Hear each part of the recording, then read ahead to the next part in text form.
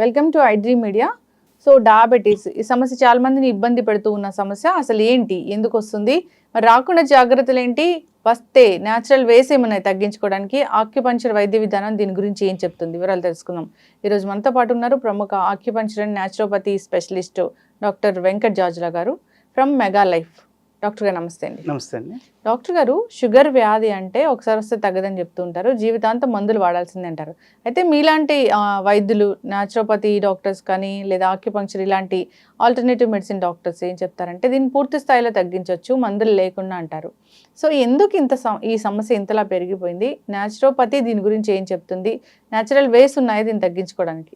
Diabetes వచ్చినటువంటి ప్రజలు మన mega life nature cure acupuncture clinic అండి, మాదాపూర్లో ఉంది, హైదరాబాద్, వచ్చి పర్మనెంట్గా మొత్తం రివర్స్ చేసుకొని మరలా రాకుండా కూడా మేము ఇచ్చేటువంటి సూచనలు సలహాలు పాటిస్తూ ఎంతోమంది హ్యాపీగా ఉన్నారండి. ఈరోజు కూడా ఎంతోమంది మాకు ఫోన్ చేసి బయట డయాబెటీస్ వస్తే తగ్గదు తగ్గదు తగ్గదు అన్నారండి, మీరు నాకు బాగా తగ్గించారు, మీరే మా దేవుళ్ళు అని అంటుంటారు. మనం చేసింది ఏమీ లేదు. ఆ ప్రకృతి పరంగా నేచురల్గా శరీరాన్ని ఉన్న షుగర్ లెవెల్స్ని తగ్గించేసి షుగర్ వచ్చిన వాళ్ళకి డయాబెటీస్ షుగర్ లెవెల్స్ ప్రకృతి పరంగా ఆహారాన్ని తీసుకుంటే ఫ్రూట్స్ తీసుకోండి, ఫ్రూట్స్ కానీ సిరియల్స్ కానీ మిల్క్ కానీ కాల్షియం వచ్చేటువంటి ఇవన్నీ కూడా, హనీ కానీ న్యాచురల్ షుగర్స్ ఉంటాయి అందులో. అది శరీరంలోకి వెళ్తే ఎంతవరకు శరీరం యాక్సెప్ట్ చేసిద్దో అంతవరకు తీసుకొని మిగతాదంతా కూడా బయటికి పంపిస్తుందండి శరీరం. కానీ మనం ఏం చేస్తున్నామంటే చిన్నప్పటి నుంచి ఇప్పటి వరకు కూడా షుగర్ లెవెల్స్ ఎక్కువగా ఉండేటువంటి ఆహారాన్ని తీసుకుంటున్నాం.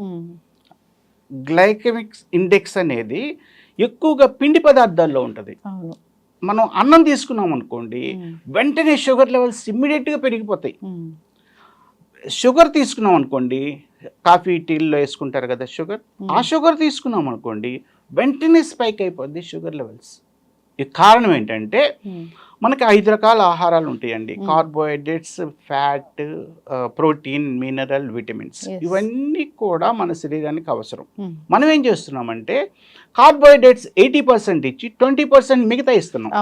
అయితే ఈ షుగర్ అంటే గ్లూకోజ్ అనేది మనం ఆహారం తీసుకుంటే కదా వెంటనే అది గ్లూకోజ్ కింద కన్వర్ట్ అయ్యి బ్లడ్లో చేరిద్ది.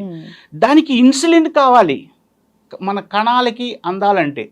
కణం లోపల మైటోకాండ్రియా ఉంటుంది. మైటోకాండ్రియా ఏం చేస్తుంది, అడినోసిన్ ట్రైఫాస్ఫేట్ ATP ద్వారా మనం తీసుకున్నటువంటి ఈ షుగర్ గ్లూకోజ్ని శక్తి కింద మార్చి మన పనులు మనం చేసుకునేటట్టు చేస్తుంది. అంటే శరీరము తనకు తానుగా హ్యాపీగా అన్ని అవయవాలు పనిచేసేటట్టు చేసుకుంటుంది. కానీ మనము కార్బోహైడ్రేట్స్ ఎక్కువగా తినటం వలన చిన్నప్పటి నుంచి ఇప్పటి వరకు కూడా ఈ షుగర్ లెవెల్స్ గ్లూకోజ్ కింద కన్వర్ట్ అయ్యి బ్లడ్లో కలిసి ఆ ప్యాంక్రియాస్ గ్లాండ్ అనేది ఒకటి ఉంటుంది. ఈ ప్యాంక్రియాస్ గ్లాండ్ ఏం చేస్తుందంటే ఇన్సులిన్ని రిలీజ్ చేస్తుంది. ఇన్సులిన్ వచ్చి షుగర్ కాంబినేషన్లో అంటే గ్లూకోజ్ ఇన్సులిన్ కాంబినేషన్లో సెల్కి వెళ్ళిద్ది. అప్పుడు మనకు శక్తి వస్తుంది. కానీ మనం గ్లూకోజ్ ఎక్కువగా తీసుకోవడం వల్ల ఇన్సులిన్ రిలీజ్ చేసి చేసి చేసి ప్యాంక్రియాస్ గ్లాండ్ ఏమవుతుంది, మూలబడిపోతుంది. అప్పుడు మనకు తెలియదు, ఈ గ్లూకోజ్ పెరుగుతూనే ఉంటుంది ఈ బ్లడ్లో, ఇన్సులిన్ మాత్రం కొంచెమే రిలీజ్ చేస్తుంది. ఎంత ఇన్సులిన్ రిలీజ్ అయిందో అంతే గ్లూకోజ్ కణాలకి వెళ్ళిద్ది. మిగతా ఈ గ్లూకోజ్ అంతా కూడా బ్లడ్లోనే ఉంటుంది. ఉదయం తింటాం, బ్లడ్లో మిగిలిపోయింది గ్లూకోజ్. మధ్యాహ్నం తింటాం, బ్లడ్లో మిగిలిపోయింది. సాయంత్రం తింటాం, బ్లడ్లో.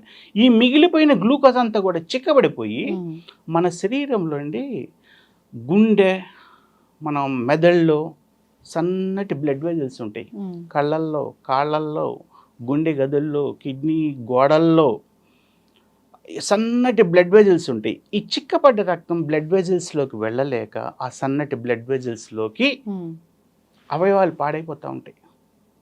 ఇప్పుడు మెదడులో సన్నటి బ్లడ్ వెజల్స్ ఉన్నాయి కదండి, అక్కడ ఆ సన్నటి బ్లడ్ వెజల్లోకి చిక్కబడ్డ రక్తం వెళ్ళి అక్కడ గడ్డగట్టి పెరాలసిస్ వస్తుంది.